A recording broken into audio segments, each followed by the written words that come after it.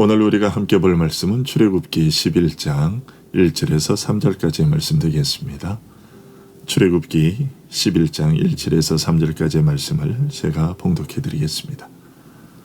여호와께서 모세에게 이르시기를 내가 이제 한 가지 재앙을 바로와 애굽에 내린 후에야 그가 너희를 여기서 내보내리라.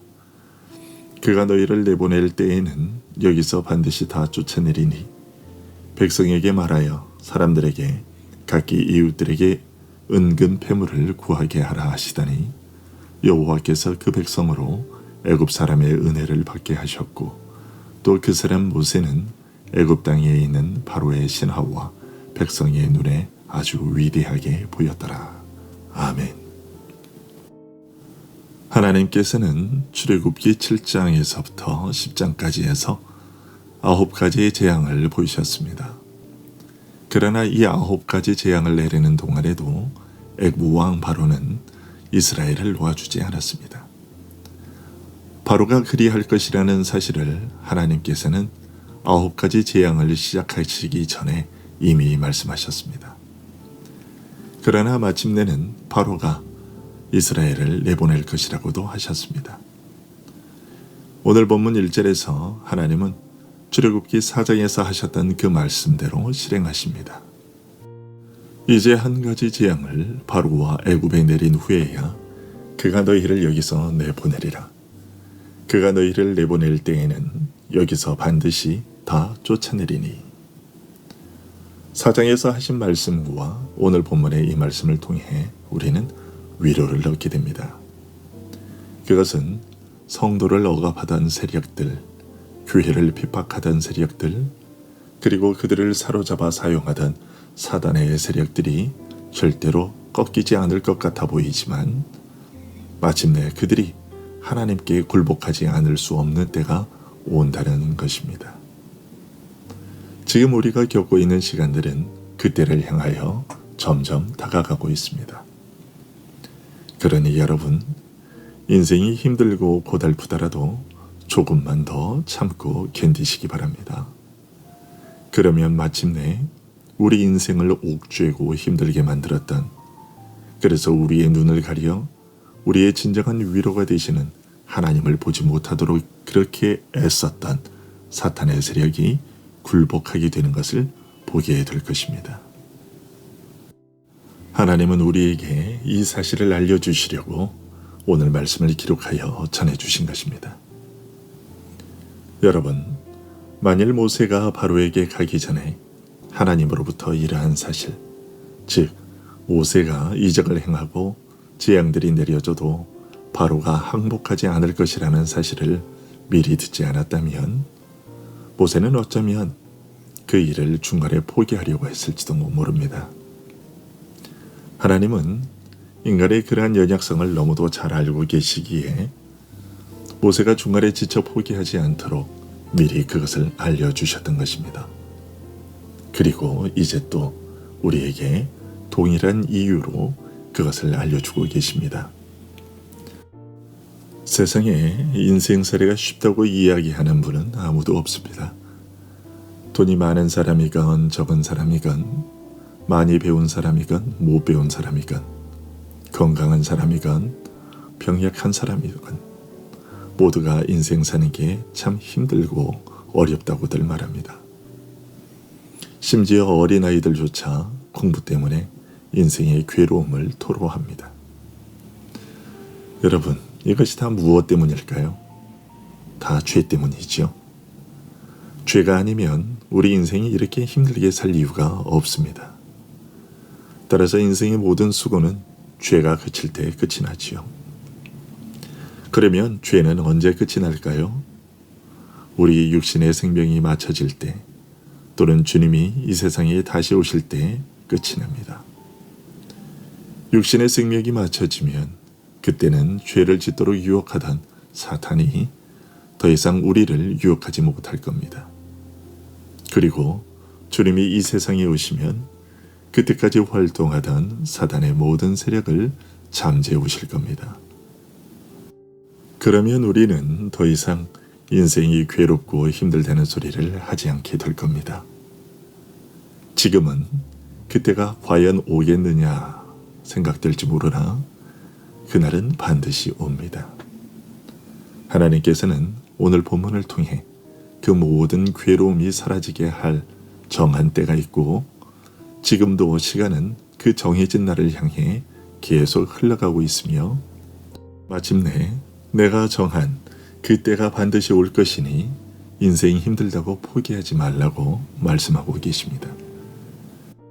여러분, 인생의 곤고함에서 벗어날 날은 반드시 옵니다. 그러니 조금만 더 인내하며 죄악과 맞서 싸우길 포기하지 마시기 바랍니다. 그리고 하나님은 오늘 본문에서 당신의 백성들이 구원의 끝날에 어떠한 대우를 받게 될 것인가를 보여주십니다. 2절에서 하나님은 그의 백성들을 애굽에서 나오게 하시되 빈손으로 나오게 하지 않을 것임을 알리십니다. 하나님은 이스라엘 백성들이 애굽인들에게 은금패물을 요구하도록 하라고 모세에게 명령하셨습니다. 그동안 애굽 사람들은 그들의 잔혹함을 수단으로 하여 이스라엘 백성들로 하여금 어떠한 조건이든 받아들이도록 만들었었습니다. 하지만 이제는 반대로 하나님께서 재앙을 내리심으로 애굽인들이 이스라엘 백성들이 제시하는 어떠한 조건이든지 받아들이지 않으면 안 되는 상황이 되게 하셨습니다. 여러분, 이것이 자기 백성에 대한 하나님의 신원입니다. 역대하 24장은 남유다 왕 요아스에 대하여 기록하고 있습니다. 요아스는 할머니 아달리아가 왕족을 다 죽이려 할 때에 누나의 기지로 피신하여 목숨을 건진 후 매형인 제사장 여호야다의 도움으로 왕위를 되찾게 됩니다. 그 후 매형이자 제사장이었던 여호야다가 사는 동안에는 하나님의 말씀을 따라 순종했고 퇴락한 여호와의 성전을 보수하는 등의 선한 정책을 펼쳤습니다. 하지만 제사장 여호야다가 죽고 난 후 유다 방백들의 잘못된 조언을 따라 우상을 섬기게 됩니다. 이에 여호와께서는 선지자를 보내어 경고하셨지만 요아스는 듣지 않았습니다. 그러자 하나님의 영이 제사장 여호야다의 아들 스가랴를 감동시켜서 요아스와 유다 방백들에게 하나님께서 그들을 버리셨다는 경고를 하게 하셨습니다. 그러나 유다 방백들은 요아스 왕의 명령을 받아 제사장 여호야다의 아들 스가랴를 성전 뜰 안에서 돌로 쳐 죽였습니다. 그때 스가랴는 죽어가면서 하나님께 아버지 여호야다가 베푼 은혜를 기억하지 않고 오히려 그의 아들인 자신을 죽인 요아스의 악행에 대하여 여호와께서 감찰하시고 신원하여 주옵소서라고 기도했습니다. 그리고 1년 후 아람 군대가 요아스를 공격해왔고 이 전쟁에서 요아스는 부상을 입게 됩니다. 그리고 요아스의 신하들은 요아스를 반역하여 요아스의 침상에서 그를 죽입니다. 신하들이 요아스를 죽인 이유에 대해 성경은 이렇게 전하고 있습니다. 제사장 여호야다의 아들들의 피로 말미암아 반역하여. 하나님께서는 이 사건을 정말 크고 악하게 보셨는데 마태복음 23장 35절에 예수님의 말씀에서 그 사실이 드러납니다. 예수님은 당최 하나님의 말씀을 듣지 않으면서도 자신들은 하나님의 말씀을 잘 지키고 있노라고 외식하는 서기관과 바리새인들에게 화가 있을 것임을 선포하시면서 요아스 왕에 의해 죽임당한 스가랴를 언급하십니다. 그러므로 의인 아벨의 피로부터 성전과 제단 사이에서 너희가 죽인 바라야의 아들 사가랴의 피까지 땅 위에서 흘린 의로운 피가 다 너희에게 돌아가리라. 이처럼 하나님께서는 자기 백성의 억울한 피해에 대하여 의인의 억울한 죽음에 대하여 신원하여 주시는 분이십니다. 이런 사실에 대하여 잠언은 이렇게 정리하여 선포하고 있습니다. 잠언 22장 22절부터 23절까지의 말씀인데요. 약한 자를 그가 약하다고 탈취하지 말며 곤고한 자를 성문에서 압제하지 말라. 대저 여호와께서 신원하여 주시고 또 그를 노력하는 자의 생명을 빼앗으시리라. 이처럼 하나님은 자기 백성의 억울함을 반드시 신원해 주시는 분이십니다. 그리고 우리는 이런 사실을 통해 우리 역시도 타인에 대한 악행을 금하여야 할 것이라는 경고를 받습니다. 또한 오늘 본문은 우리로 하여금 우리가 수고한 것에 대한 정당한 보상을 받는 것이 하나님의 은혜라는 사실을 기억하도록 해줍니다. 시편 105편 25절은 애굽 사람들이 이스라엘 사람들에 대하여 품었던 감정에 대해 이렇게 설명해 주고 있습니다. 또 그 대적들의 마음이 변하게 하여 그의 백성을 미워하게 하시며 그의 종들에게 교활하게 행하게 하셨도다. 그랬던 애굽인들이 이제는 이스라엘 백성들이 요구하는 것들을 들어주는 은혜를 베풀게 되었던 것입니다. 어떻게 이런 일들이 가능했던 것일까요?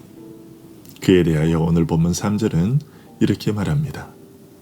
여호와께서 그 백성으로 애굽 사람의 은혜를 받게 하셨고, 이스라엘은 수고를 했습니다. 그러나 그 수고에 대한 정당한 보상을 받지는 못했습니다.